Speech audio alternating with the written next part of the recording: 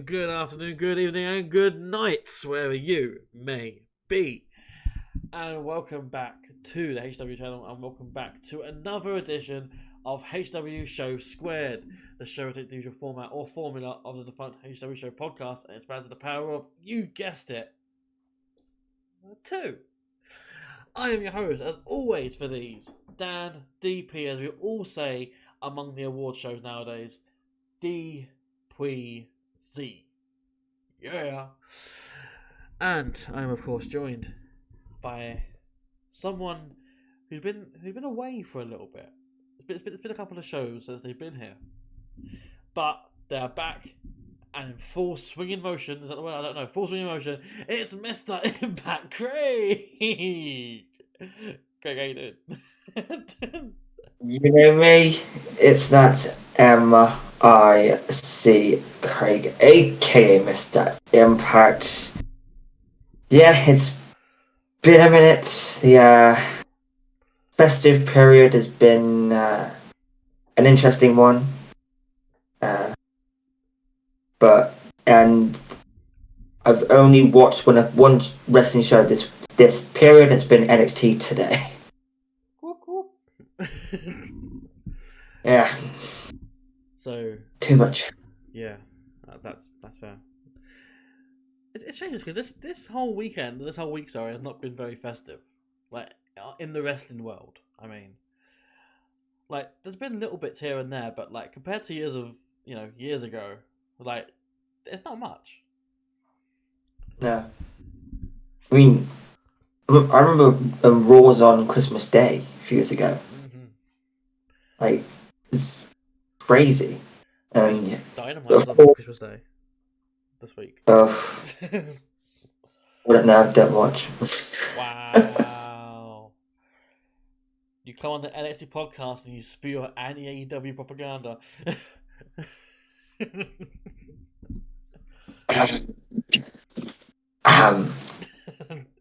He pleads the fifth.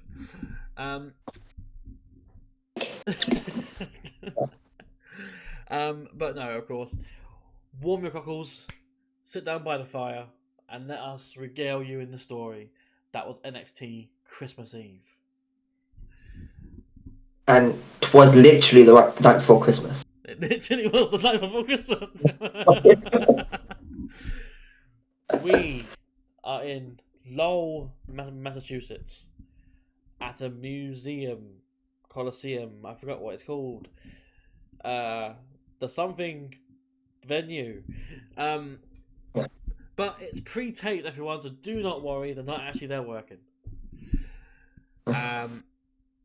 Woo. We get a recap to start things off from the previous week. We look at the last show. We're still in the same venue, so it's still the same look, the same vibe. What did you think of the vibe of the arena or the venue? Because I think it's pretty different from what they normally have in the PC, or play the Capital Wrestling Center. Yeah, it was different, but my first thoughts were, when you play the 2K games and you get the local indie promotion, the BCW, the TBD, if you play it was that vibe. It was LAW. It was that kind of. All it was missing was some drums on the stage behind, and you've got the same venue. It is an interesting vibe, but yeah, it was very much. It felt like in one of the games where they used the Hammerstein Ballroom, but called it something different. It kind of that vibe, even though it clearly was that. It's not that thing, but it gave me the 2K vibe. So, for those who are unaware, Dynamite did take place in the Hammerstein Ballroom, which was a whole thing with them and GCW because they wanted to do it as well. But this venue, as Craig has alluded to, does look like the Hammerstein Ballroom. In that they're probably just the same sort of venue in the ballrooms, but it does look that way because wrestling doesn't really tend to go to that sort of venue. So your brain will instantly associate it with the ECW of old. Right, the next closest thing, yeah. So is that by design, or I don't know? But I will say I did like it. I like the vibe. I like the feel of it. It felt more intimate in a sense, and the crowd were louder because it was more compact. I barely noticed the crowd, if I'm honest. Oh really? I couldn't pick. I mean, I had my TV on like 25. I should have been able to hear it. I just couldn't. Hmm. Maybe it was the network stream because I don't really care anymore because it's closing the next week. But yeah, it's a bit off to me. Fair enough. Fair. So yeah, we come back from the recap to the view of the venue. It's in the low cost Coliseum, and Santa's here. He's hanging around the front row. He's shaking hands and shaking kids and doing what he does. I will say, and there's no way to prove it now because it's post the show happening. You know, it's looking back in hindsight. But in my notes, as I wrote at the time, I said I know who this is, and I wrote down who I thought it was under the mask, or the beard, whatever. Yeah, so obviously the second Santa, we'll get into that, it's different to the first one. I think I know who the first one is as well, but I couldn't be sure. There was two? Yeah, there's two, yeah. I didn't know it was the second one. I thought it was the same person both times. No, it's two different ones. Oh, okay, so I don't know who the first one was then. So, I think the first one was Kenny Dykstra. Kenny! The most over Kenny in the business. Of course. There is no other Kenny. I mean, there is No, there is a Tyson guy, but... Meh. But the shape of the head looked like Kenny Dykstra to me. And he is from Massachusetts. Okay, so you identify who this Santa was by the shape of his head. Yeah, because Kenny Dykstra's got a very noticeable shape head. I'm not sure what you mean by that. It's very Action Man G.I. Joe shape. Okay, so sort of like flat top, sort of like nothing there, like. Pretty much. Okay, I was look back at that because I'm fairly certain I saw a beard underneath the beard of Santa on the first Santa.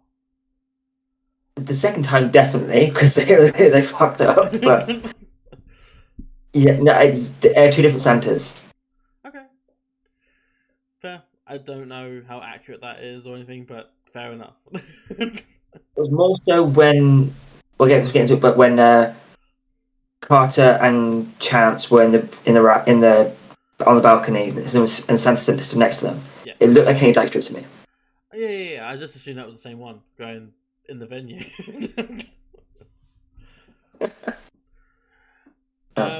So yeah, we after this we go into the third match of the night, which is a singles match between Stephanie Vaquer and Cora Jade. And of course, who picked up the win here in this much anticipated match? Stephanie Vaquer. I'll be surprised. Yeah. She wins with the package backbreaker.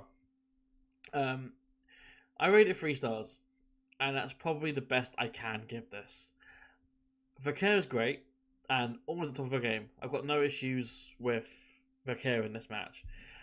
My issues come with the other side of the equation in this match, and that's being Cora Jade. Cora is good, and she usually is good. But since she's coming from an injury, I've noticed she's slower, a bit more hesitant to do stuff, and I guess that's because of the injury and coming back from injury, ring rust, all that sort of stuff. I don't know. To me, it sort of just hindered the match a little bit. Not fully, but enough so much that I noticed it, I think, but maybe that was just because I'm looking at it in a certain way. For me, it's the main point, but Vaquer gets the win over Cora, and now we can move on to whatever's next for these two. Yeah. I don't know if I picked up on Cora being.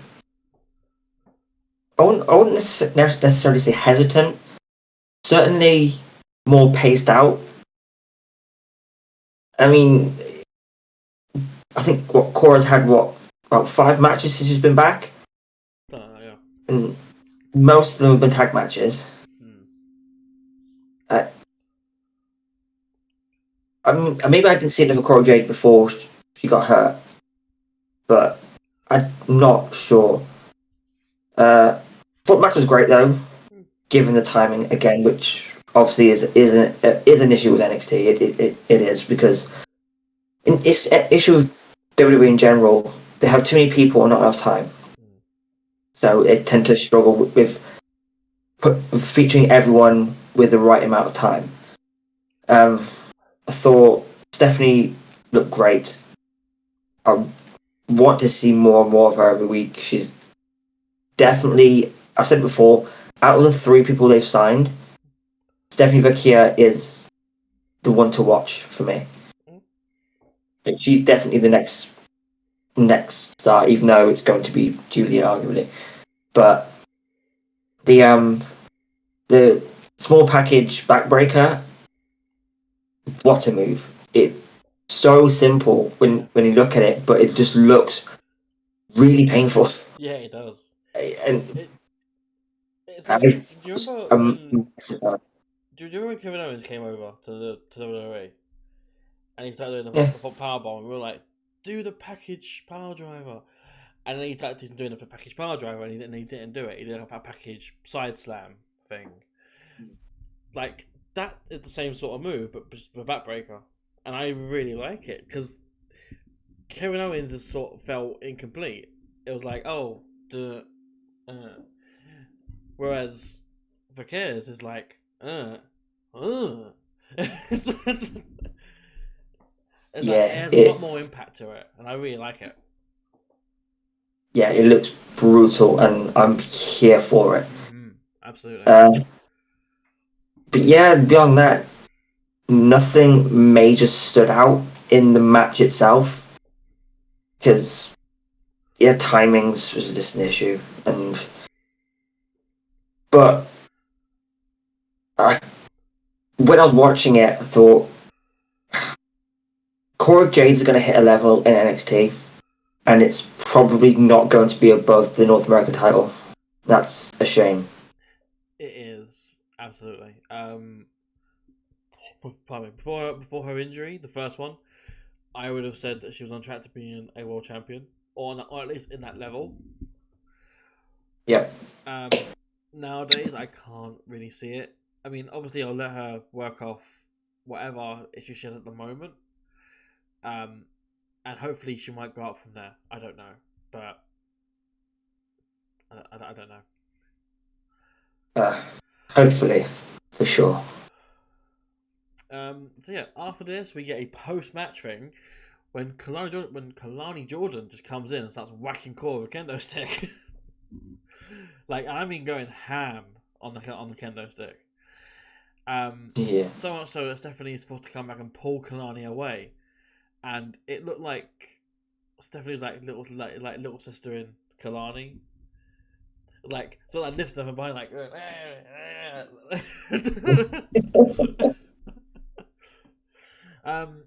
But yeah, I think there's a little bit of development here as well being shown with Kalani, who has got a bit of a temper to her when things don't go her way, or when someone wrongs her, or someone attacks her from behind, or does something unfair or unjust.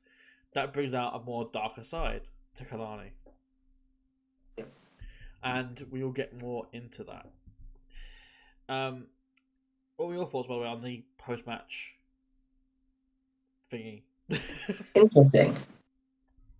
Because I didn't see last week's episode, so I don't necessarily know where this is coming from. I've got a feeling, it made it pretty clear where it's coming from, but I wasn't expecting Kalani to just pop up and go batshit with the kendo stick. The image of Stephanie pulling her off made me chuckle. It was like me trying to pull my niece away from the ice cream van. Yeah. Like, what? Let me Adam. Yeah, no, it's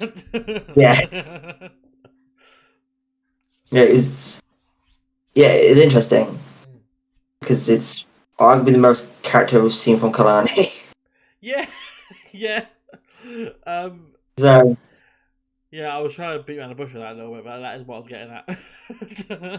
yeah, it just is. It's the most we've seen, like most range we've seen from Kalani. Yeah, that's a better way of putting it.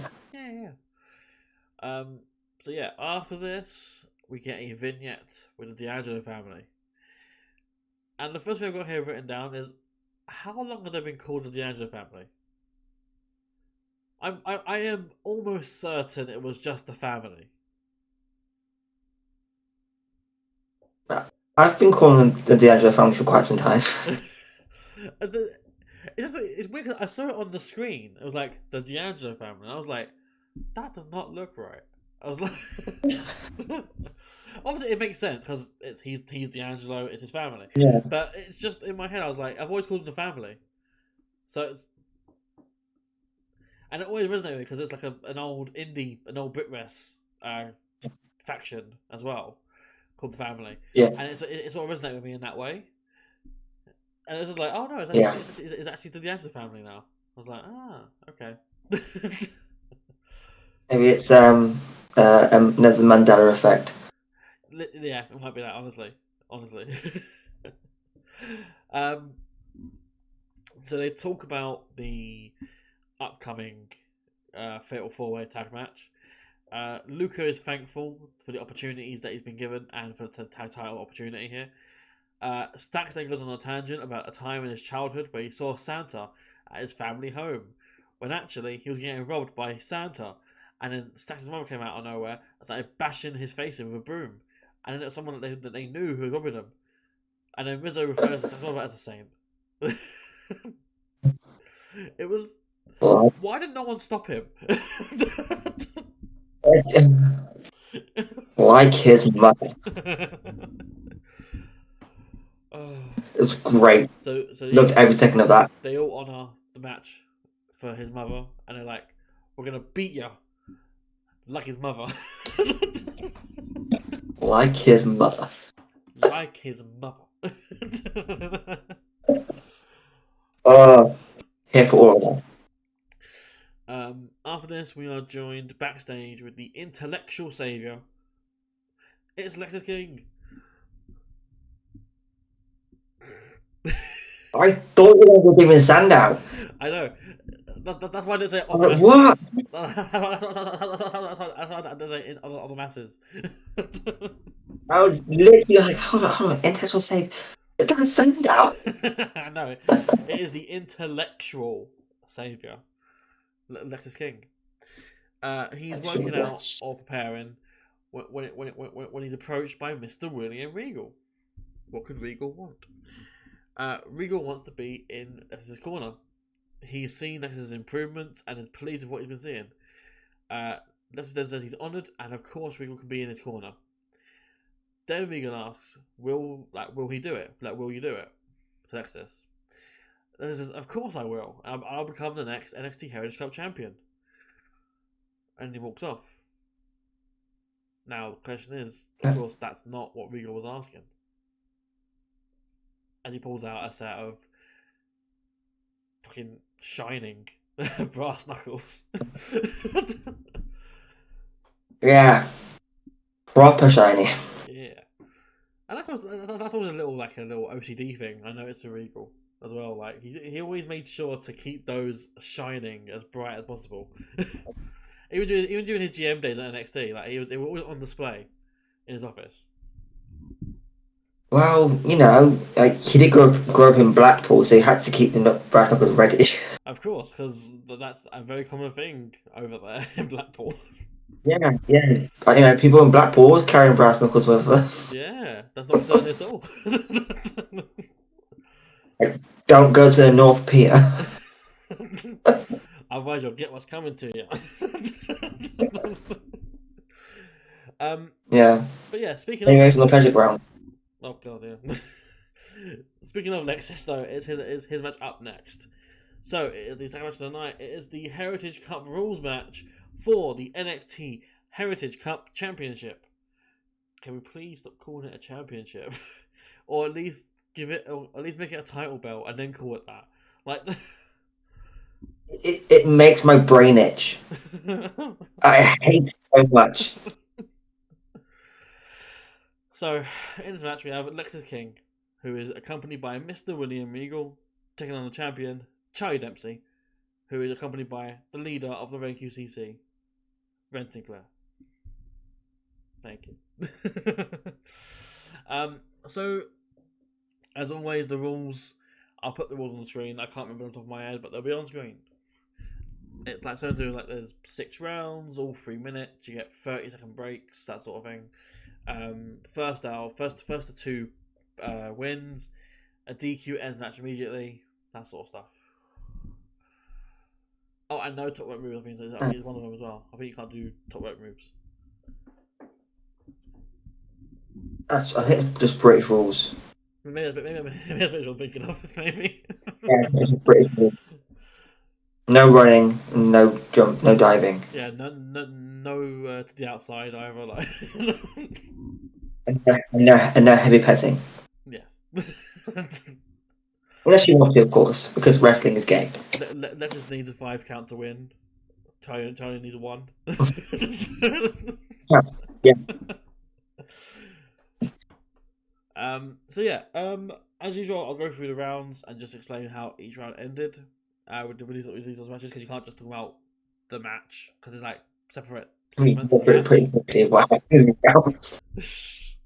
in rounds will go through pretty quickly. Yeah.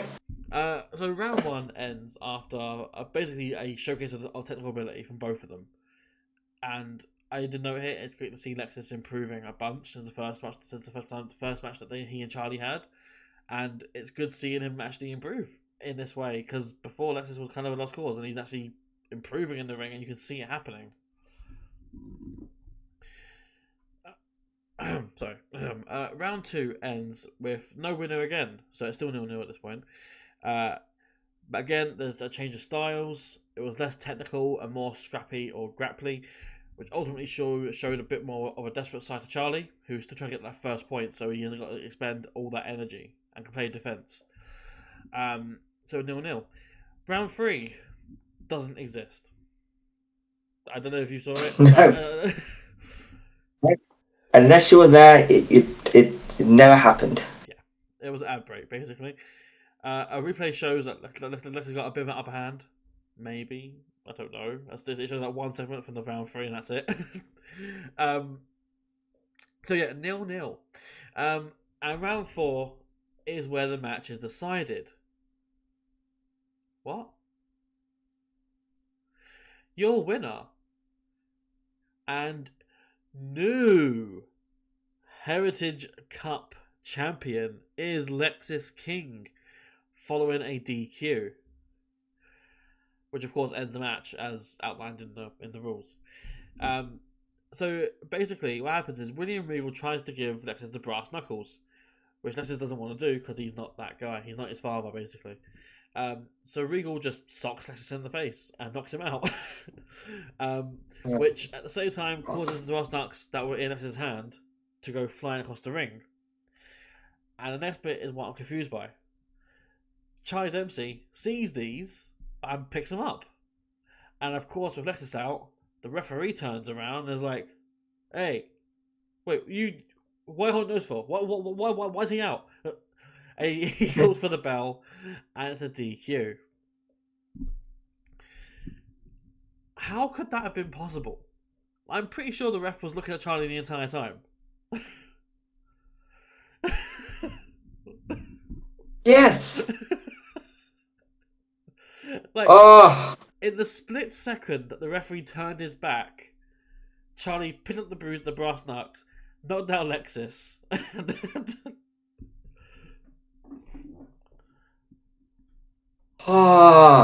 Yes, he was. Charlie was out, and Ren climbed in the ring, but Charlie was on the floor,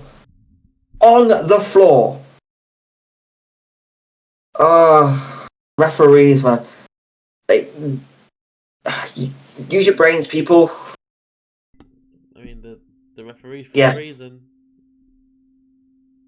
Yeah. So I rated it 3.5 stars. The match. I thought it was a really good Heritage Cup match. It was great, in fact. The finish included. It was screwy, but it was exactly the kind of ending the match needed. It raises a question as to Regal's intentions. Did Lexus and Regal intend for this to happen? Will there be a rematch where Lexus cheats again to retain, or Charlie win it back via Regal? Will Regal be involved again in that? So many questions, and it just gives you a reason to tune back in the next week to find out. I'm not a fan of how they did it, but I'm a fan of why they did it. Yeah. Yeah, it was. I'm not against it.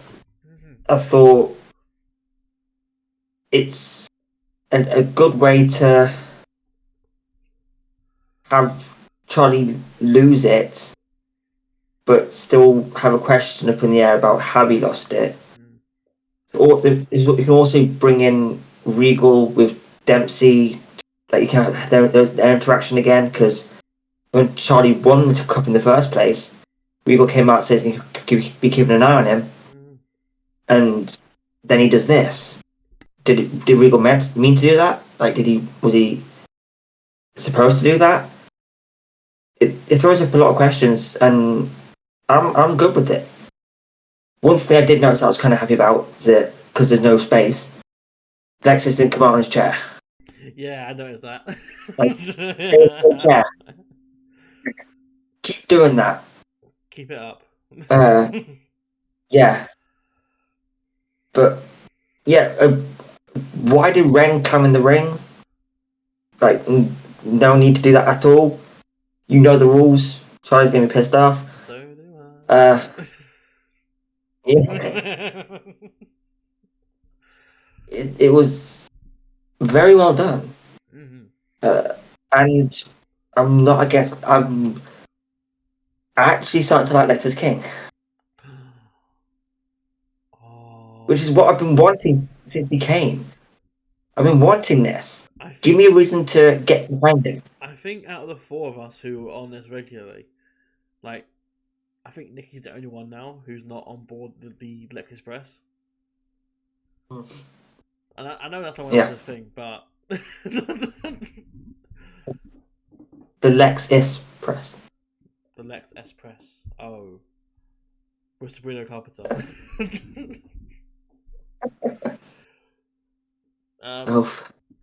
So yeah, after this match, we go into a vignette with OTM out the mud. For those who are uninitiated, they don't believe in the holidays.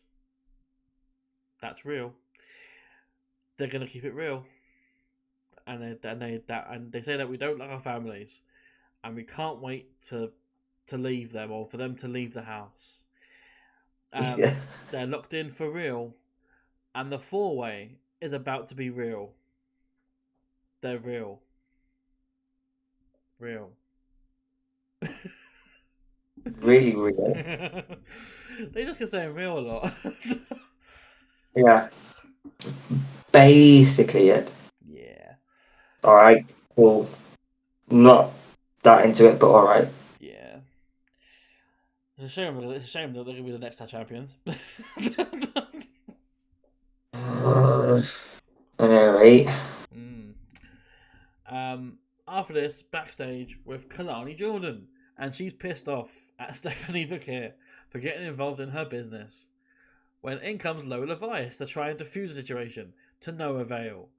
And not being funny, I like Lola a lot.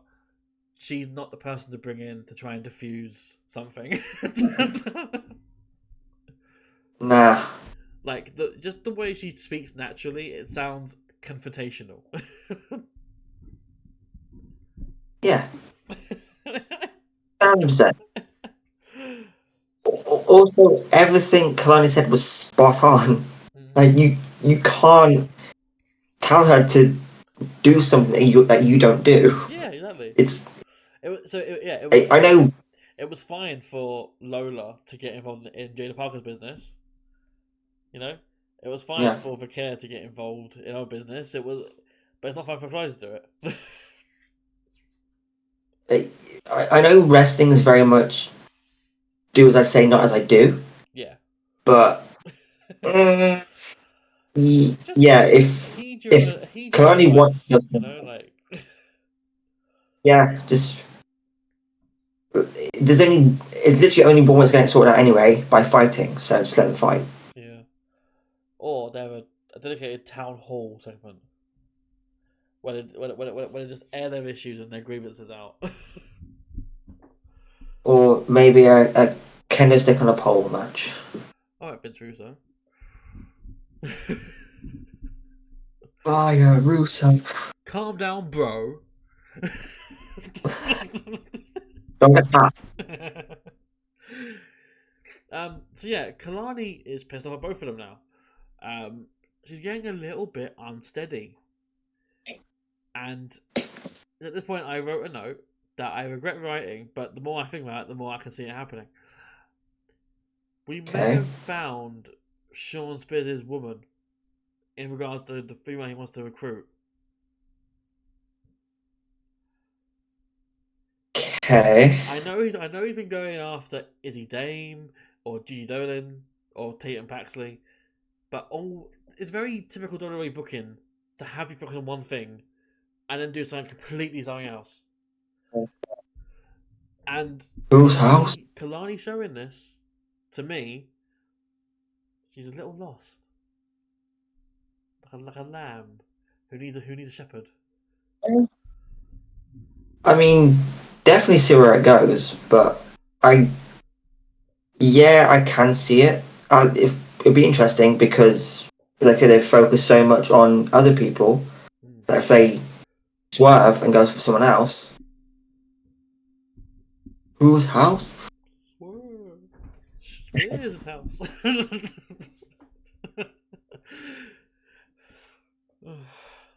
Where's your foot when I try?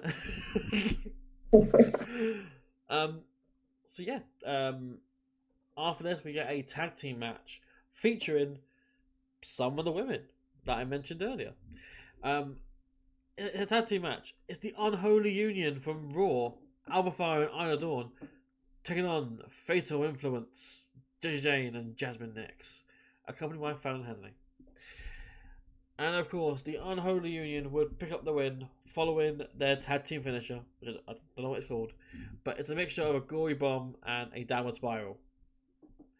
I don't know what it's called. I rated this 2 3/4 stars. It's not that I didn't like it, because I did, but it was just unnecessary chaos. And by that I mean I like chaos in a match. I do like chaos. But when it's so unnecessary or not needed in the match, like, it didn't add anything, it didn't help anyone, it was there for the sake of being there, it seemed. Yeah. So first you had the trio of Gigi Dolan, Tatum Paxley, and Shotzi, which made sense to a degree because they've been feuding with Fatal Influence, so it makes sense. But they're faces. So again, it's why would they come out to distract the heels? Like, I get they're not exactly faces, but there's that side of things. But also, then there's also Tara Johnson and Kaden Carter. Why are they here?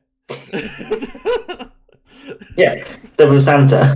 The chilling out Santa. Why not? I'm assuming that they're feuding with the Unholy Union on main roster. That's the only thing I can think of as to why they'd be here. I think so. I haven't. Last time I knew, Kaden Carter was injured. I'm sorry, Katana Chance was injured. That's the last thing I remember on Raw. And the Unholy Union are just there, but they're not called. They refuse to say the Unholy Union on main roster TV. It's baffling. I don't know. So small. You've got tag teams but no titles. It's just a whole mess. So this whole thing, it just led to arguments on the outside, which ultimately detracted from the match itself. And then it was like, oh, the match finished. So that's my 2 cents on it all. It was just too much going on. Not enough focus on the people actually in the ring. And it did nothing for no one. But I'm assuming it's some kind of step forward in the storyline. So that is progress, I guess. Yeah, you think.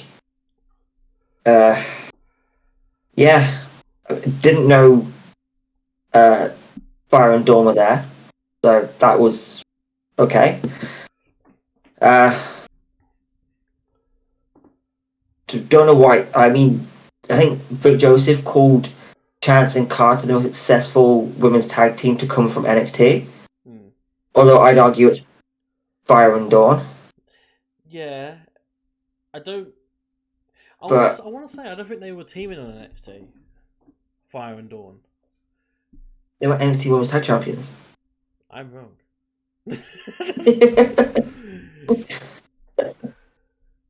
And also, Alba Fire is a former of the forever NXT UK Women's Champion.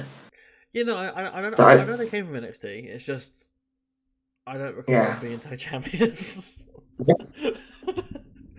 I think in my defense, which is not really a strong defense, but I don't particularly pay attention to the women's tag stuff in regards to the tag titles. Because it's just no one knows. Exactly. So it's like you can't expect me to remember the tag title reign when I don't really pay attention to it. So just cut me some slack. I have no idea who the current champions are.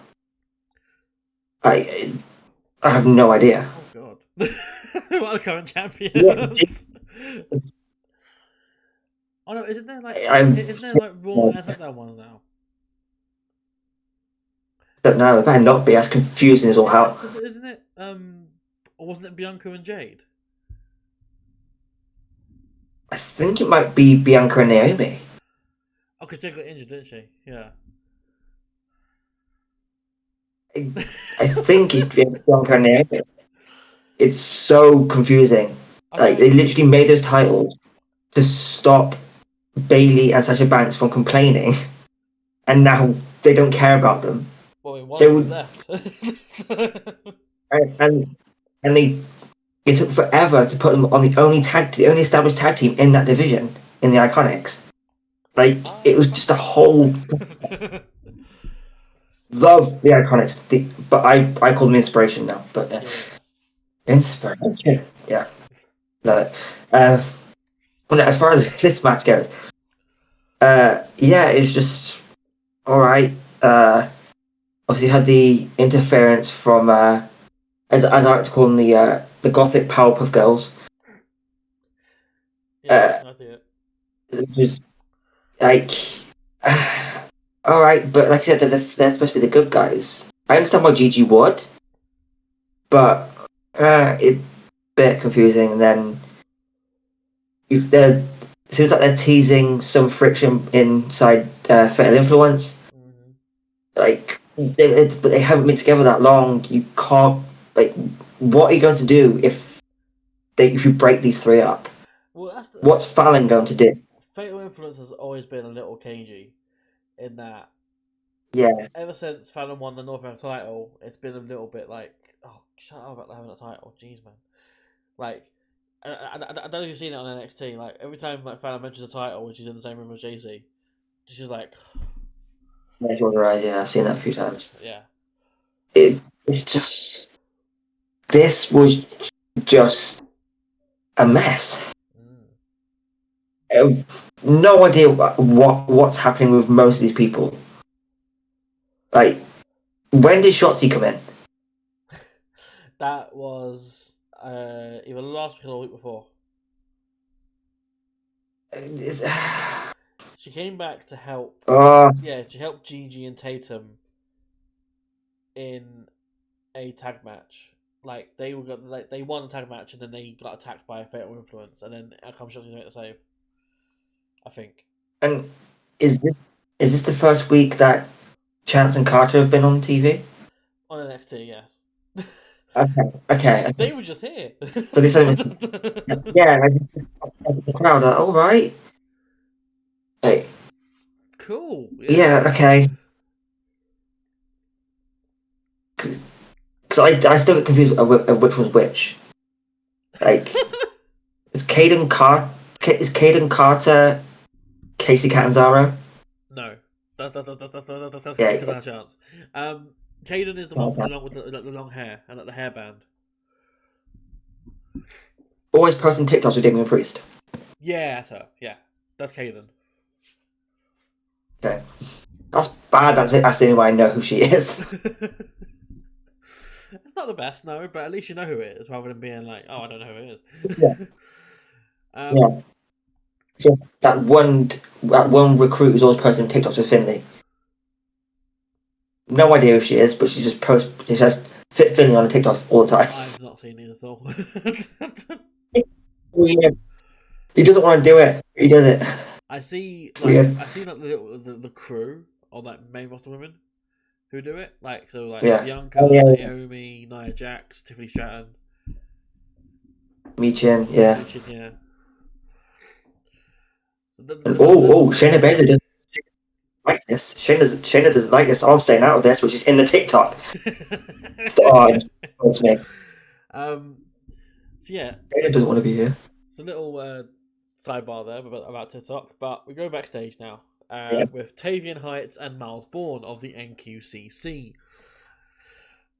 They talk about how they feel that Charlie Dempsey was robbed, and Miles just says he was just dehuman. No opinion on it, but Tavian's more heated about it. Then they talk about how they're going to win the 4-way match and take on Fraxum again, and this time win.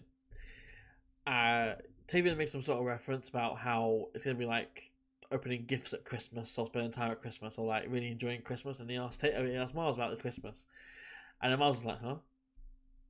Oh yeah, it's quiet." Yeah, it's just cool. So it was revealed. I don't know. I don't know if you were there or not, but I was like, it was. Yeah, you were there. Yeah, I didn't know he was. He was hard of hearing.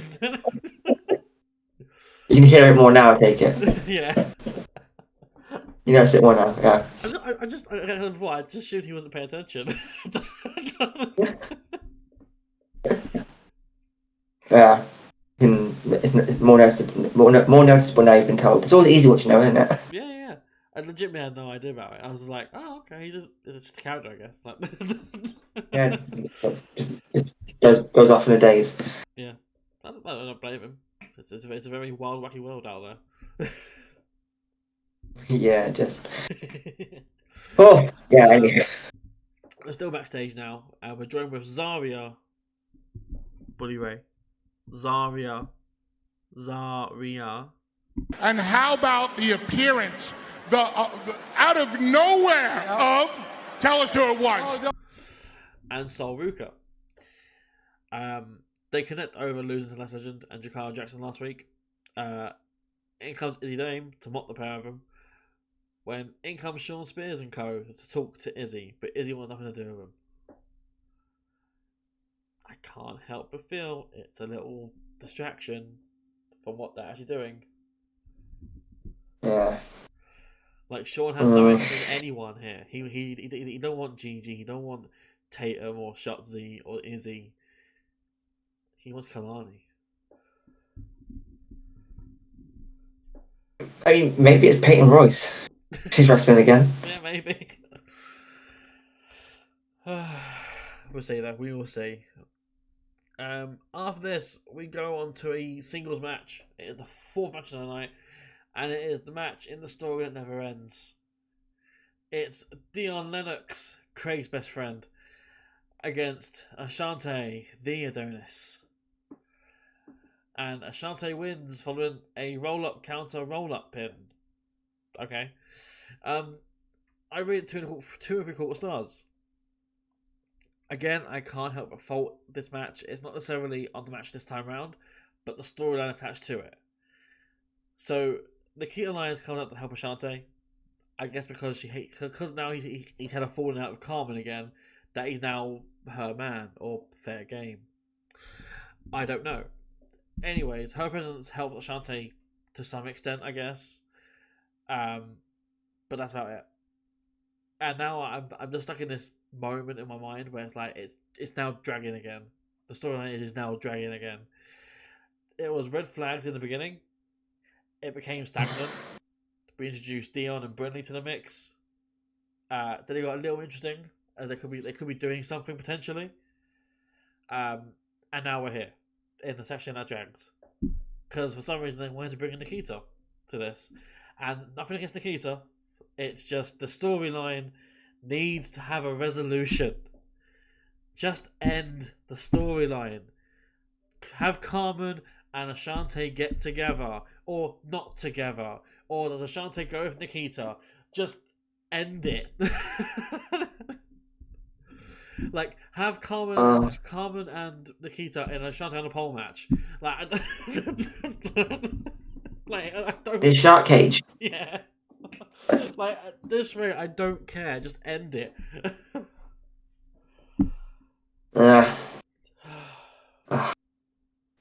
It's just. I saw the graphic come up and I thought, ugh. I've got to talk about this on the show. I cannot even be asked watching it. Like, Ashante, came out like he stole Shawn Michaels' gear. And you got Dion, who still is dressed like a career wrestler. Yeah. Like, even worse now. And Dion's got some power, cool. Ashante's a bit cocky. I'm seeing nothing from Ashante wrestling wise. I don't see anything in there. It bring up Nikita, who, again,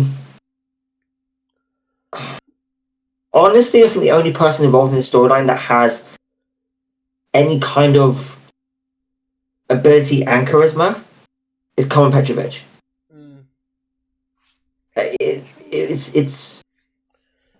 It's not entertaining anymore.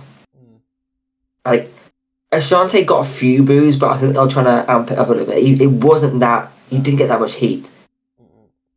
Eddie Thorpe got more heat than he did. It just Eddie, but yeah. Yeah, but it was, in general, over the past few weeks, Eddie Thorpe's got more heat than he has from this storyline. It was just, I agree. Can we just end it now? I don't even need any continuity in this storyline. Just don't do it anymore. I'm over it. I don't need you to figure out a way of how to get to the end point of this story. Just pretend it never happened. I'm cool with it. This is just it. I thought,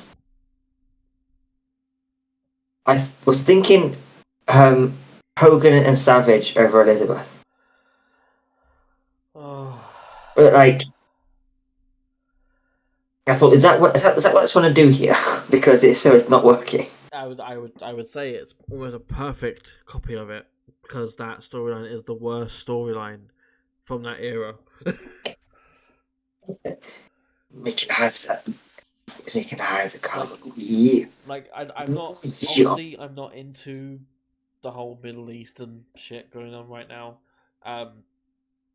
but Sergeant Slaughter's turncoat American soldier to a Robbie sympathizer, like that, in poor taste, but it's more interesting than the whole Savage Hogan Elizabeth thing. Yeah. It was clearly what they're trying to do, and it's just, no, it's been done. You're not gonna. This isn't going to be even anywhere close to it. No. Because these two aren't the main two on the roster. No. And like, Ashante isn't going to be NXT champion, and Dion isn't going to be behind him in every step away of his title run. It's just Just end it now. I'm over it. I'm telling you, WrestleMania 42 main event. Dion Lennox, Ashante Adonis, Carmen, probably in the corner. Brittany Reese and the other corner. Yeah. Nikita as a referee. Yeah. Put Carmen in a neutral corner and just beat him with it. Why not? Have her own individual entrance at Trump Plaza. Why not? Just go all for it. Yeah, why not? Just do it in Trump Towers. Why not? Yeah. Just so, like they converted the roof of the WWE HQ to have a ring, right? So just do the same with Trump Towers HQ. Oh. But yeah, let's move on and stop giving this attention. We go on to a vignette with Hank and Tank. Honk, honk. They're having a little obsession over chocolate chip cookies and Christmas. Just like two children on a sugar rush. They talk about chaos and how they like chaos. They talk about Christmas, how they like Christmas. Talk about winning, how they like winning, and becoming the #1 contenders for the tag titles and winning the tag belts. Honk, honk. Oh. I don't know. I like them, but I just don't like their in ring. I like them though. Yeah. Oh, love them. After this, we go backstage with Gigi Tatum, Shotzi, and Katana Kaden. They exchange pleasantries about the match earlier. They're like, "Hey, yeah, you did great." Here comes the skirt. It's Lash and Cora. They're here. starting some ruckus, which then goes into full-blown arguing. Kaden and Katana walk off, and then the rest argue some more. That's about it. Yeah. Alright, cool. Yeah. Skirt. After this, we get a special presentation with Roxanne Perez and her title reign as NXT Women's Champion. It just goes to show how special she is and how monumental her reign is with the belt. And it's coming to an end at New Year's Eve. Yeah. And then Roxanne will leave us and go to the main roster as part of that transfer window thingy. Yeah. Which is sad, but we'll have Julia and Stephanie and Lola and Jada. There's a few good eggs there. It is over. Yeah. Over.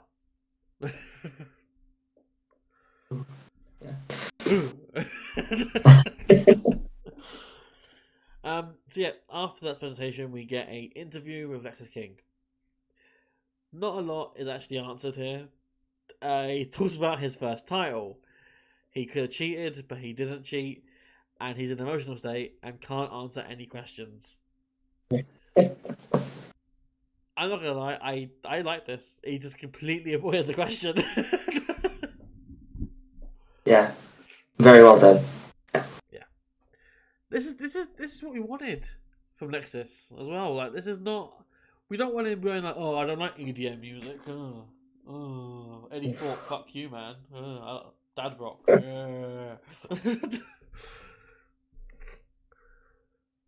This, yes, we're starting to see what we wanted to see. Exactly. And again, the questions are being raised. Is he in denial of what happened? Is he aware of what happened? Is it intentional? You know, again, questions are being asked that need to be asked and answered. And it makes you want to tune in to next week because you want to know what happens. You want to know what happens with NQCC in regards to Charlie and the cup. Lexis, Regal, Sarah Schreiber, will she get her interview question answered? Questions. Will she get the scoop? Exactly. Speaking of scoop, we go to a vignette with Ethan Page. Ethan blames Javon Evans for his actions against Javon Evans.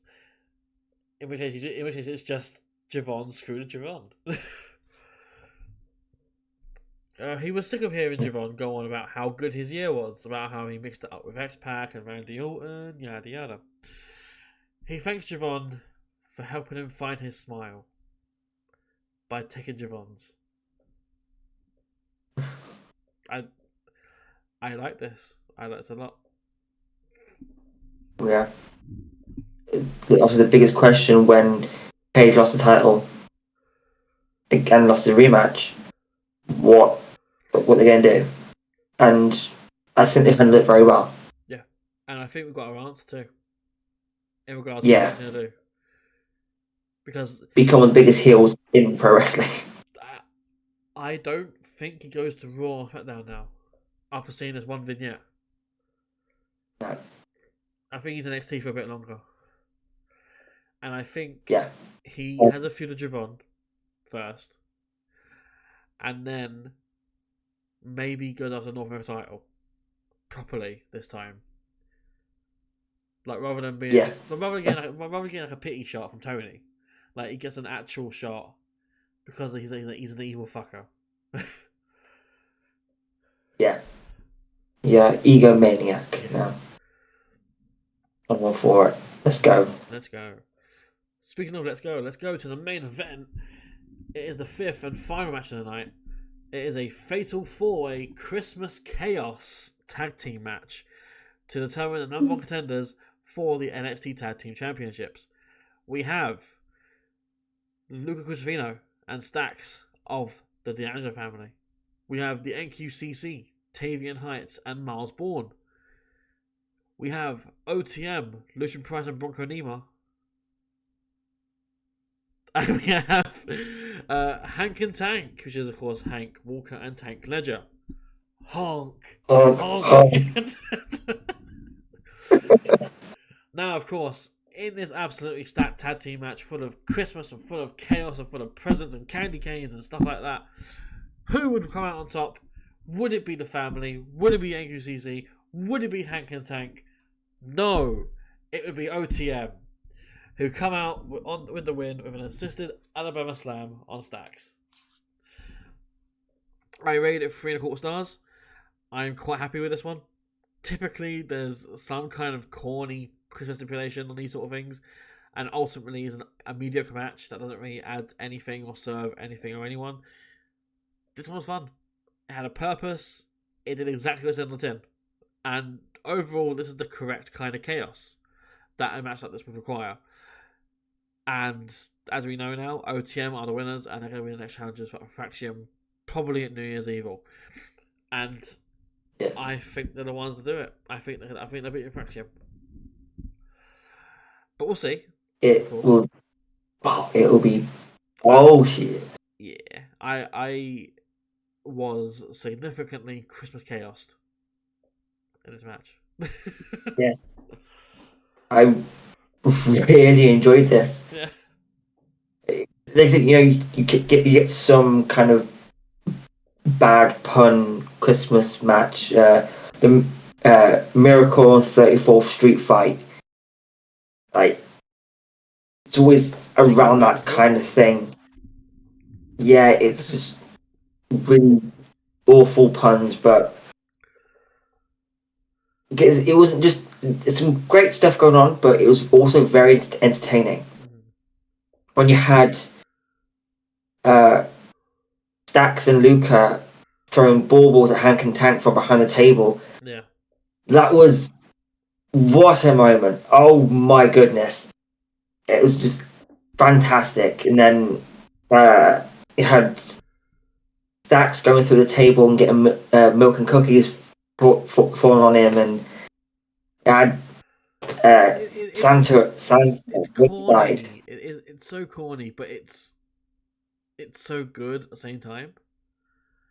It's done right. Yeah. It can work. It just has to be done right with the right people. and they chose the right people. You've got the serious guys in OTM. You've got Hank and Tag who want to have fun but can also hit hard. You've got the family who kind of in the middle of that, and you've got NXT who are just very good. It was really well done. The RKO from Miles was excellent. The transition to the RKO was fantastic. It just worked.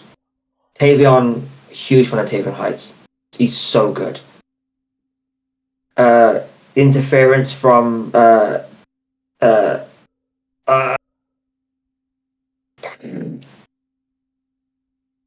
Tyson and Tariq. Yeah. Yeah. Oh, that'd have been embarrassing. Really gone. Yeah. I didn't like that brawling Hank and Tech away from the match. I didn't like it. I understand it considering who won, and you didn't, especially if you want to keep Hank and Tank close to the title picture. That's a good way to do it. But yeah, it was really well done. The bowling ball spot is something I've done quite a bit, but again, it did it right, and it still makes you go oh, because soft or fast, that's hurting. Absolutely, it's a very sensitive area. Yeah, the ball and balls.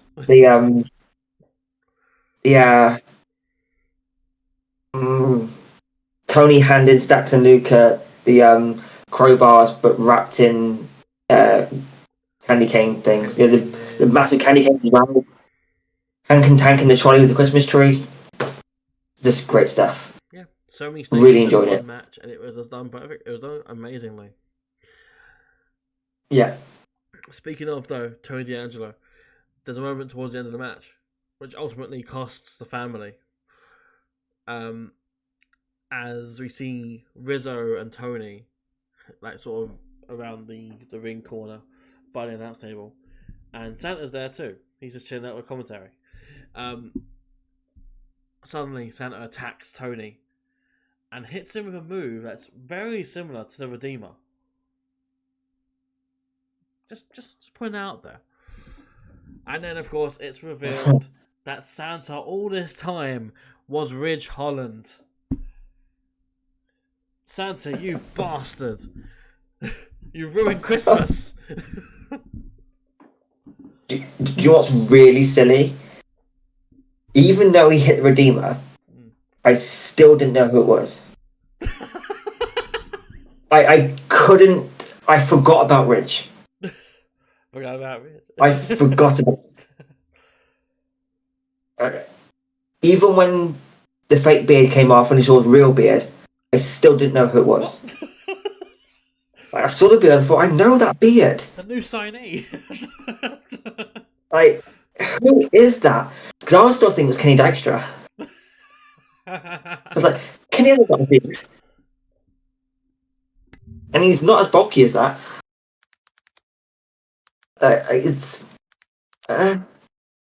So I didn't know it was Ridge until I was like, oh fuck's sake, Ridge. Yeah.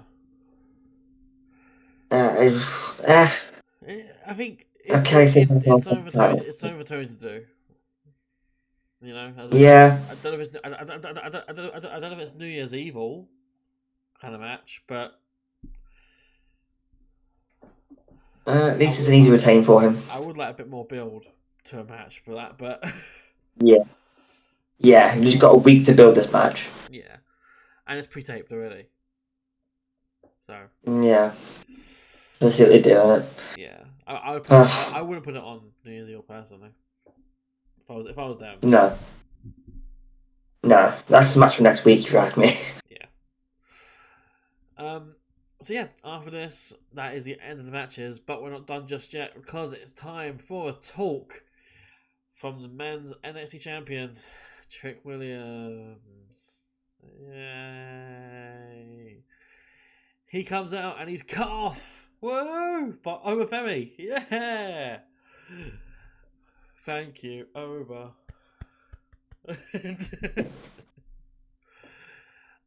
Over talks, and then he's cut off by Eddie Thorpe.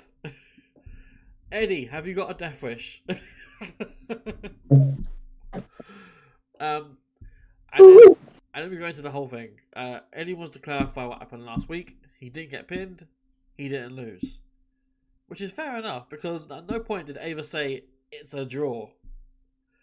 It was like, oh, Trick wins. Yeah.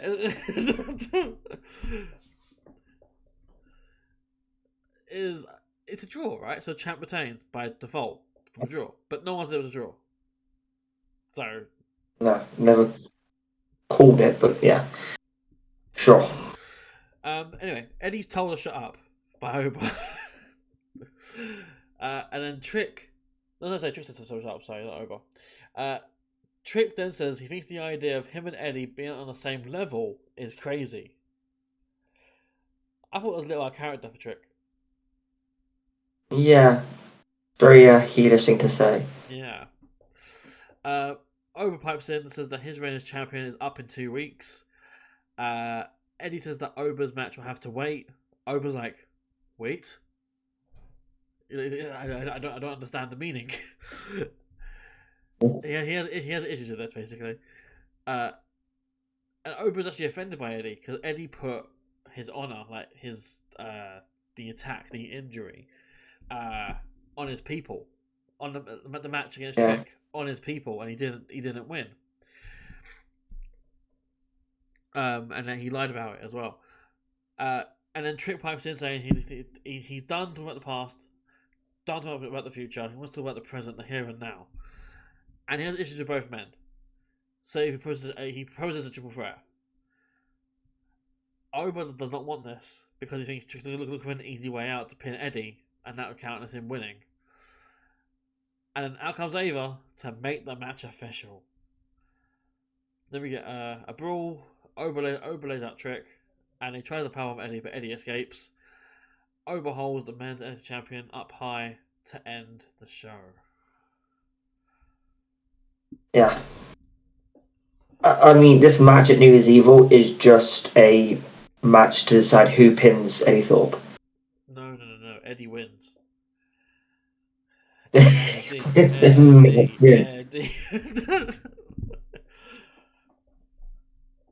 I agree with Oba. It shouldn't be a triple threat. It shouldn't be. No, it shouldn't. Because it's going to be... Cause I genuinely think this is a way to either... to protect Trick. Yeah, it is. And it pisses me off.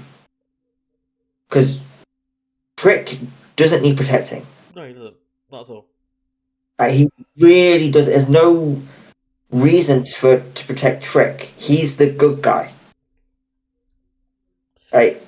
But he's also Oba can lose. He can lose a clean Trick, and he won't lose much momentum. Yeah, precisely. He didn't lose clean, but he lost the title at what was it? There's in the Fatal 4-Way. It's so long ago. Yeah. Heatwave, really? Yes, Heatwave. Wow, I felt like yesterday. So and he kept going. And let's face it, Trick's probably going to go against the main roster. Like, for months, he's been on Raw and SmackDown to get the main roster crowd used to seeing his face. Yeah. Used to knowing who he is. That's the reason he's there. So, I'm not a fan of making a triple threat.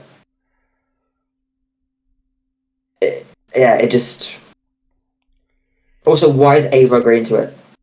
I don't know. Like, why is he giving Trick what he wants? It just... Like, normally, I would expect Eddie to pipe up here and be like, actually, no, Ava, once again, you're siding with Trick. But Trick's suggestion did actually help Eddie. So...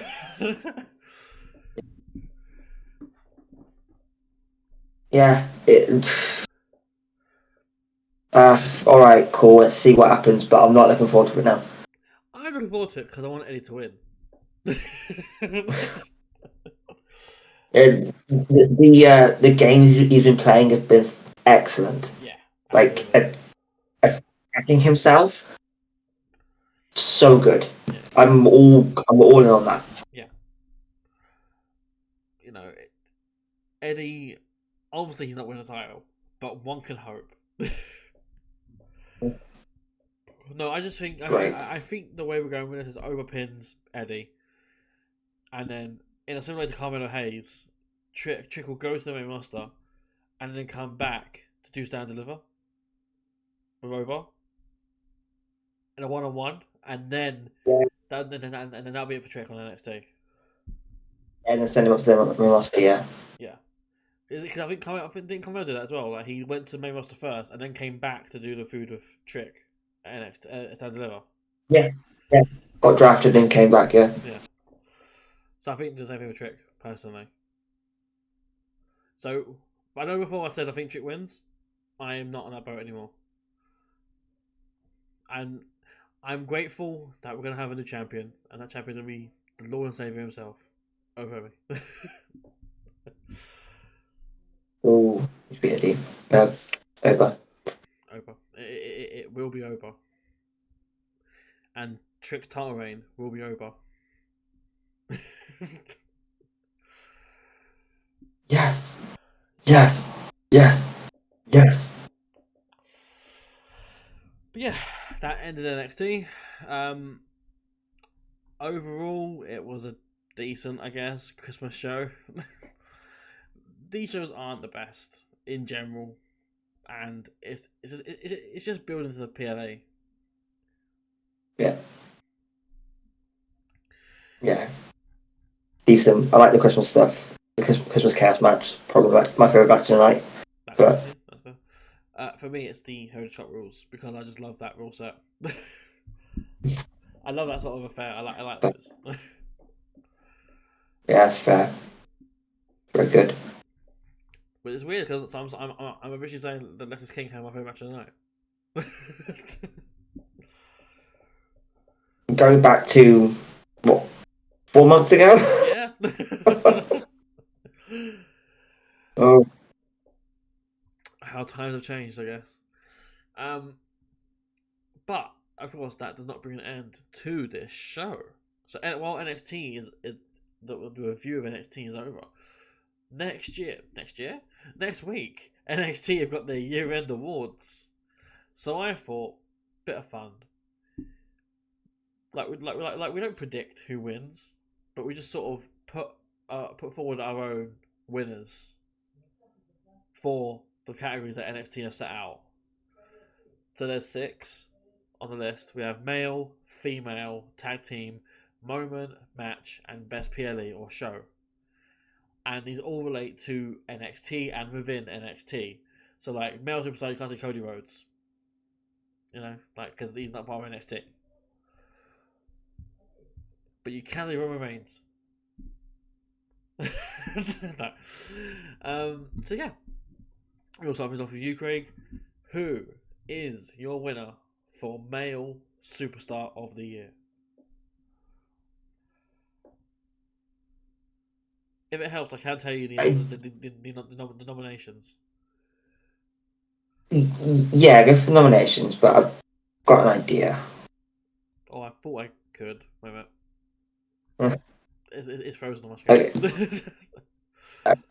Well, I'm going to go for Tony D. Okay. He's had an excellent year with arguably probably a better year than most people thought he would have, myself included. Yeah. When he was in the title feud with Ilya, I thought this is going to be all right, but Tony's not going to be a threat. He's not going to be a great match. Turns out it was a very good match at Stand and Deliver. Obviously won. I believe they started out as tag team champions. Start the year as tag champs. I think you're right. I feel like they did. Yeah, and finishing as North American champion. It's been a strong year for the family in general, but for Tony D especially. Mm-hmm. Had some really good feuds, really good matches, and I'm hoping for bigger and better things in 2025 for the dawn of NXT. That's fair enough. So my winner for Male Superstar of the Year, and it's probably going to surprise absolutely no one, is not Tony D'Angelo, because how can you vote for an alleged criminal? He what's the word? People go missing because of him. We Never proven. We don't want to promote that in NXT. We don't want to get any letters from Luca, so let's put that to the side. But no, my actual winner for Male Superstar of the Year is over me. I absolutely cannot speak highly enough of over me. Like, I saw his work in Level Up at the start of the year, and I was impressed back then. And seeing him come to the main roster, he's been killing it.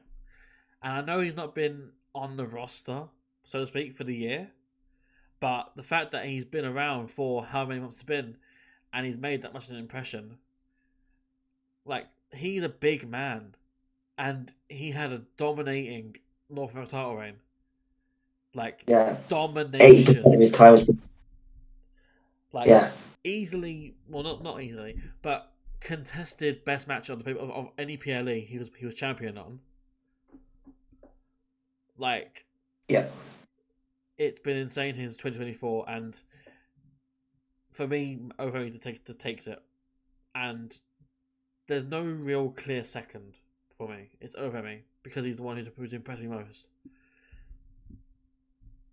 Yeah, no, very fair. He's absolutely had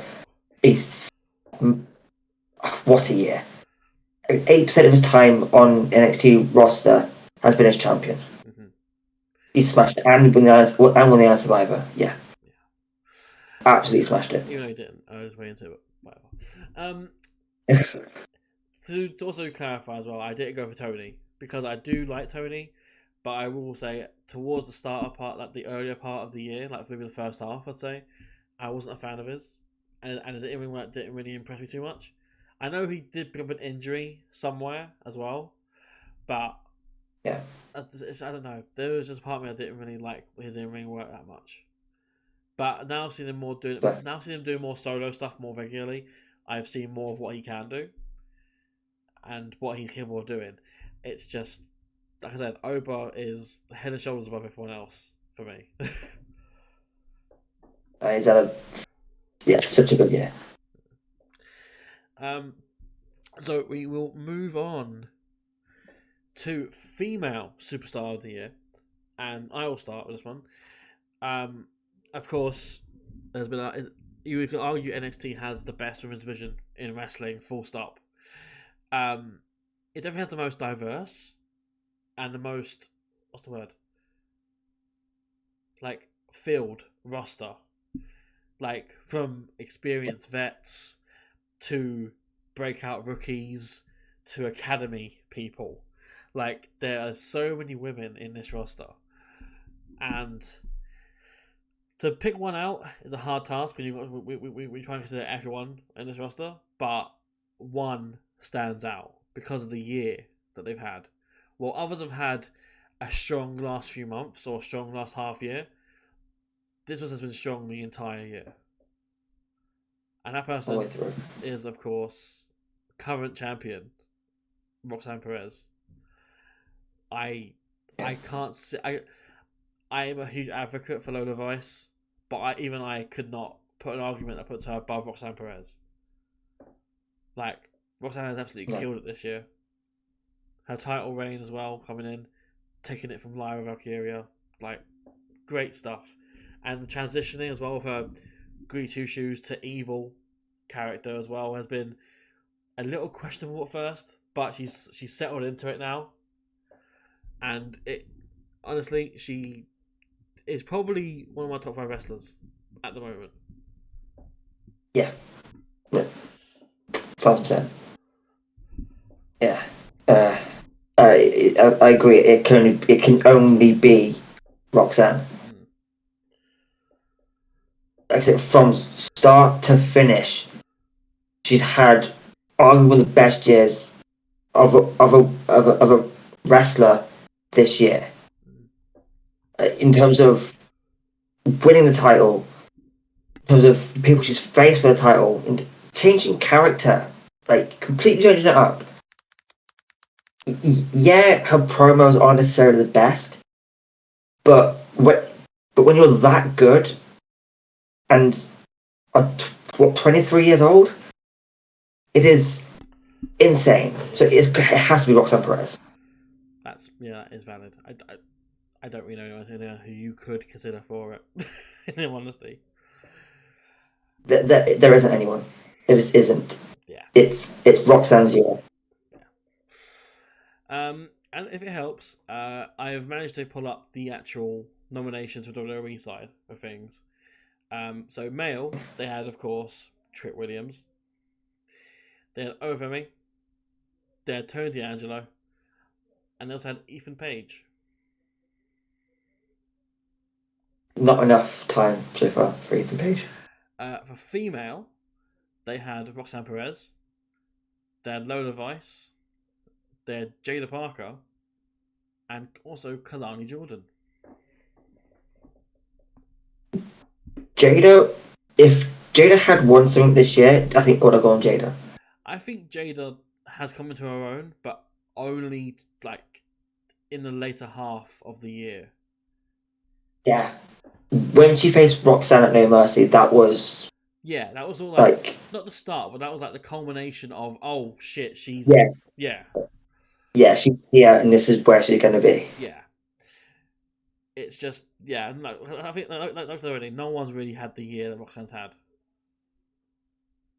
Even on the men's side, I'd argue, like, she's probably higher than the men on this in this scenario. Yeah. In terms of, like, again, wrestlers, I'd argue the three people who've had the most successes across the three companies: Roxanne Perez, Toni Storm, and Jordan Grace. Yeah, that's fair. Those were the best years. That's fair, yeah. So, moving on now to the third category of the five. Is it five? Of the six? Six. Yeah, 6 categories. It is Tag Team of the Year within NXT. Craig, this is your start. Again, there can only be one. Multiple tag team champions.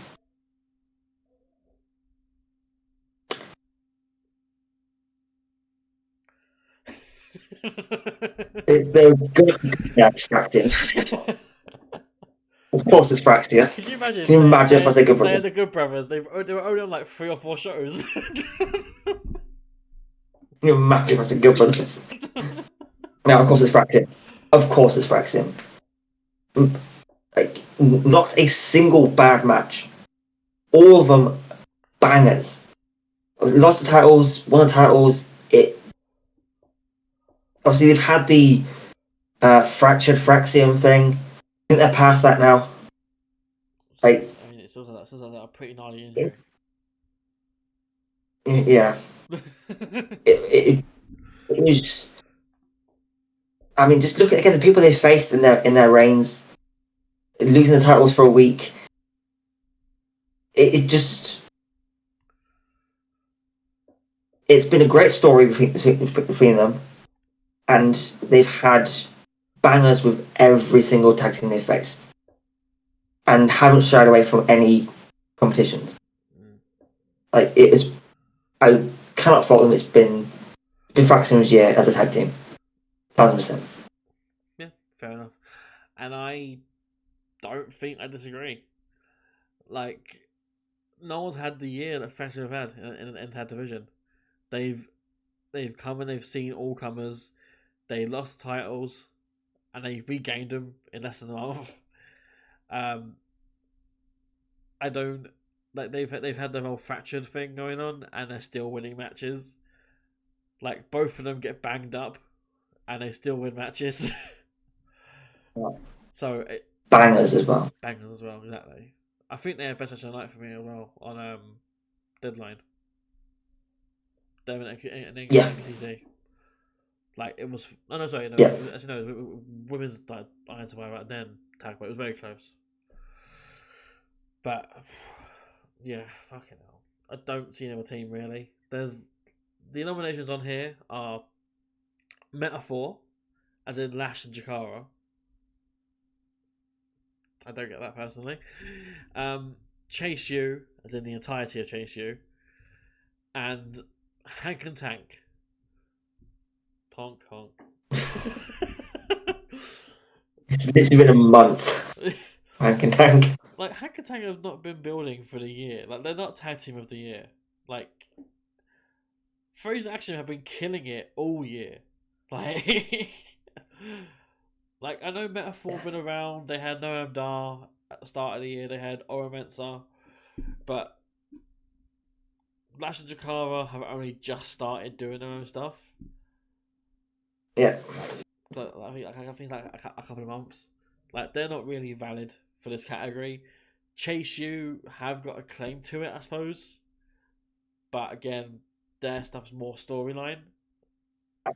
I mean, what they won the tag titles, lost them in 3 weeks, and Thea had a women's title match, and and Riley competed for the extra title. Yeah,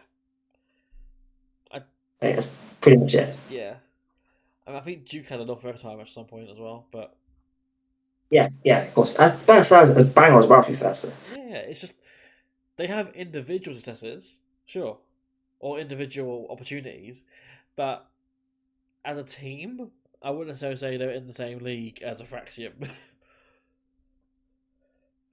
Yeah. So yeah, I agree. Fraxium. Now this is where we might differ, and also it depends on what your definition of this is. We have up next moment of the year. Again, moment in NXT. I'm not gonna lie, I'm going pure off the nominations here because I couldn't necessarily name a moment that happened that I really liked. So I'll run through a list here before I go through what I think, because mine is again purely from this list. So we have Tyrese Halliburton cuts down Orlando crowd on NXT in September. We have Jada Parker smashing a brick on no device at NXT 2300. Carmelo Hayes turned on Trick Williams at Vengeance Day. Trick Williams was his first NXT Championship at NXT Spring Break in Week 1. Joe Hendry in NXT. Ethan Page falls into winning the NXT Championship at Heatwave. Wesley turns on Zachary Wentz and Trey Miguel at NXT in August. Junior debuts at No Mercy.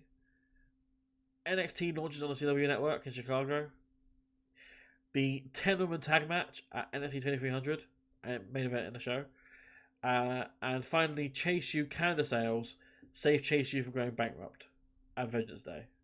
That was this year. Yeah.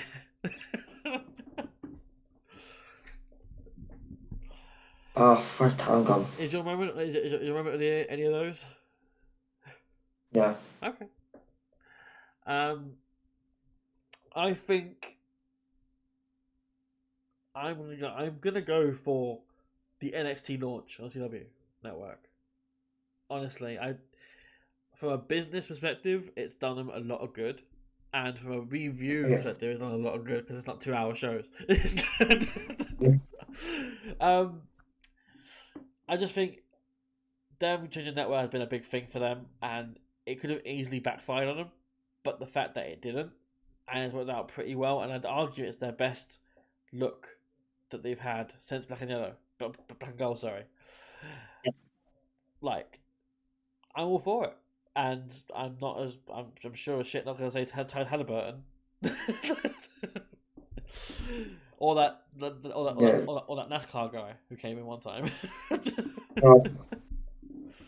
Yeah. But yeah, so for me, it's the CW Network launch for NXT. That's fair. Yeah. Very Also, a really good show they had as well for the launch. So. Yeah. But I am going for Jordan Grace crossing the line. Why am I not surprised at that? It was a genuine surprise that no one saw coming. It started off something between TNA and NXT, which again, no one ever believed would happen. Yeah. Jordan Grace walking into NXT as the TNA Knockouts World Champion and challenging the NXT Women's Champion, and to match at Battleground for the first time, the two champions in a singles match from different companies. It was everything about Jordan Grace in NXT was so good. Everything seemed very hopeful at that point that it's all going to go, you know, we'll get our top stars, they get our top stars.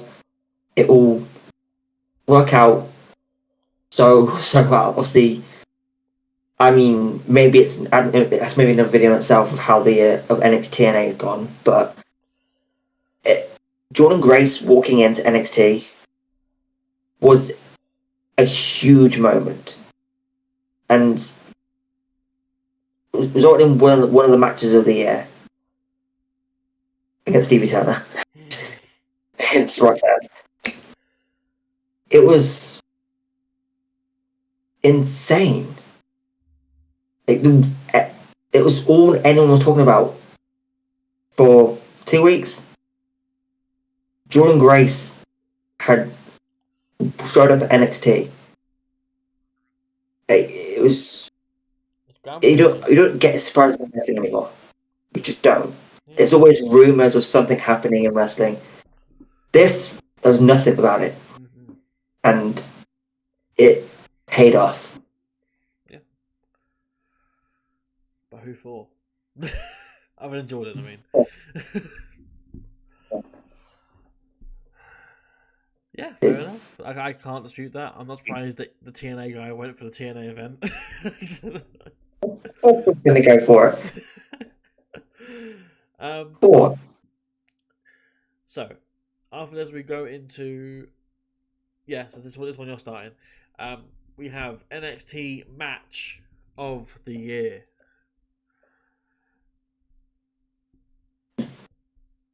See, I did again need to go for the TNA match of Wentz and Wesley at No Mercy. Yeah. Then was that really the best match of NXT from this year? And I thought no. So my match of the year is from Stand and Deliver for the NXT North American title, Obafemi, Josh Briggs, and Dijak. What a match! 3 of the biggest men on the roster, and they pull out everything. They do not pull anything, and it felt like the black and gold days. That kind of match. And honestly, I wasn't expecting to be that good.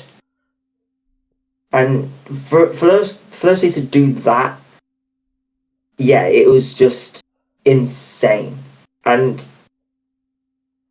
I've watched that match about 4 times since. And I struggle to go back and watch matches because I've seen it, I don't want to watch it again. That match was insane. Yeah. And the more I watch it, the better it gets. Yeah, that's fair. It was only ever going to be one option for me. I said on the review of Stand and Deliver that could be match of the year, and for me it is. That is valid. That is absolutely valid. I had that match as my answer for this until I started talking about Deadline, because I forgot about Deadline. And because it was so recent as well, but it's just like it feels like it shouldn't count for the category because it's so recent. Right. But with that in mind, my answer is going to be, and it will always be this, because I firmly believe this is my favourite match of the year for NXT, Julia, Sol Ruka, Stephanie Vaquer, Zarya, and Ren Sinclair. The 5-way Iron Survivor at Deadline. The main event of Deadline. It was a phenomenal match. I think it's my highest rated match as well from NXT this year. I think I rated it 4 3/4. It was near perfection. It was the perfect way you do a Iron Survivor match. And it was chaos everywhere. And it was done in a way that no one was like caught slacking. No one was taking a break. It was constant go, go, go, go. Everyone was on full throttle and it was fucking amazing. Yeah. And I will say again, stand deliver, Femi Briggs, Dijak, fantastic match. That's also among my top 5 for NXT. But Deadline was just... I mentioned it earlier as well. The Fraxium NXT match. Like, that. Yeah. Them two are probably my 1 and 2 matches. Oh. Like, from the same show. Yeah, they all 5 understood the assignment very well. Yeah. So yeah, I mean, And I even though appreciate Femi Briggs Dijak, I really do. And like I said, it was going to be my answer before I mentioned Deadline. if that hadn't happened, it would have been. Yeah, exactly. Or if it's been like, Stevie Turner versus Ava versus Robert Stone. You know what? If they make a match, I'll make it match. I'll make it match of the year. Yeah. If we have that match before the end of the year. But yeah, so yeah, my match of the year is Women's Iron Survivor at Deadline. Yours is North American title Triple Threat at Stand and Deliver. And the final category, I might as well start because I've already sort of given my answer, is the best PLE or show of the year. I mean, obviously, it's NXT 23. It's Deadline. For me, it was Deadline. Deadline was the most consistently good show, to the point where the tag title match was phenomenal, and the main event was just as superb. I don't think I've had a show on NXT this year that I've enjoyed as much as I did Deadline. And it's for that reason alone, really, that NXT is going into... Deadline is going into my pick for best PLE or show of the year. Yeah. Yeah, that's fair. It's... Yeah, everything just hit. That's... See, for my pick, I don't know. And that's because it's all kind of... Every PLE is kind of blurred into each other. Besides Deadline, because it's most recent. Yeah. All the rest are just blurred a little bit. I think I'm going to go with No Mercy. Okay. Fair. Jada Parker putting on a real stand-up performance against Roxanne. Trick and Joe Hendry was all right. But Wentz and Leslie and Joe Hendry. And Trick was referee. Ethan Joe Hendry. Trick's referee, wasn't it? Yeah. So that's fine. But then you had it was Fraxium versus Chase U, returned. That was where I think that was where. Yeah. They won the titles back from Chase U. I know Mercy. Yeah. Returned. Kalani and Sol having a great match. I believe that was what match was it? Was that show? Was that Heatwave? It might be Heatwave. Wait a minute, let me double check. Yeah, Kalani and Sol was Heatwave. Yeah. Heatwave. Yeah, Heatwave was Sol. So No Mercy would have been Wendy Chu then, no? Wendy Chu. Yeah. Yeah, Wendy Chu. Yeah. So yeah, it was just. I just really enjoyed it, and yeah, the TNA thing did help. Like, this is really cool because, you know, Zachary Wentz became the first TNA contracted superstar to win a match on a WWE pay-per-view, PLE. Like, it was just stats, and I thought, this is never going to happen again. And until that didn't. Yeah. So, I really enjoyed No Mercy. Plus, I've always enjoyed No Mercy, and seeing it back, because I know NXT had done No Mercies before, but I didn't really watch them. Yeah. But I always enjoyed No Mercy. So I've got to go with No Mercy. Yeah, that's absolutely fair enough. That's fine because, opinion at the end of the day, and that was also a show that had Oprah and Tony D'Angelo, and that's a fun match.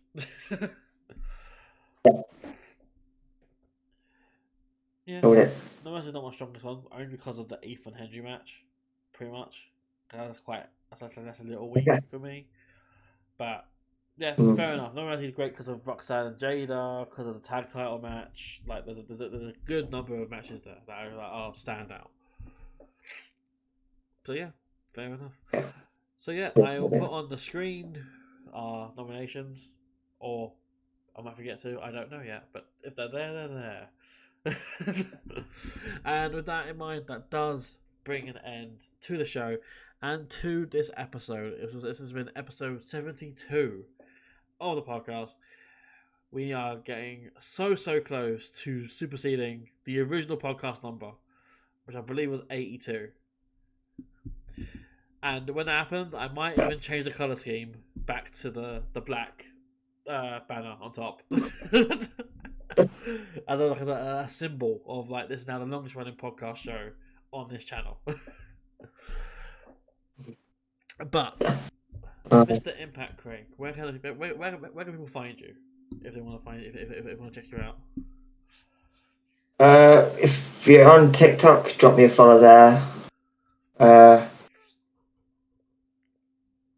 I mean, if you feel like it, drop me a subscribe on my YouTube channel, just Mr. Impact Craig. Can't really go wrong. Not really on X anymore, so you can just leave that. It's fine. Yeah, pretty much it at the minute.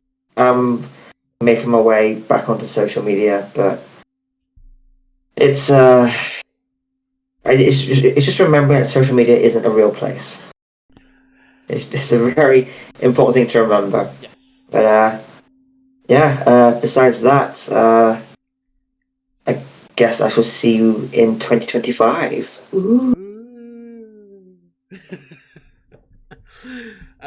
Of course, with the video, please like, share, comment on the video, subscribe to the channel. It's all free and it hurts nobody, so why not? And if you're also inclined as well, I am also on Twitter, just there at DpuizY or X. And the show social medias are at the bottom of the screen there. Instagram, Instagram, Facebook, Twitter or X, and that is supposed to be Blue Sky, but it still says Twitch. We are on Blue Sky if you want. Blue Sky is the new hip and happening trend. So get on Blue Sky. HCW Show is on there. HCW Show as Blue Sky. It's like hcwshow.blsky.app. It's weird because that's the way Blue Sky is formatted. But yeah, we're on there. We're on everywhere pretty much. There's probably a link tree in the description that has everything on there anyway. But yeah, with that in mind, that does bring an end to the episode. I have been Dan.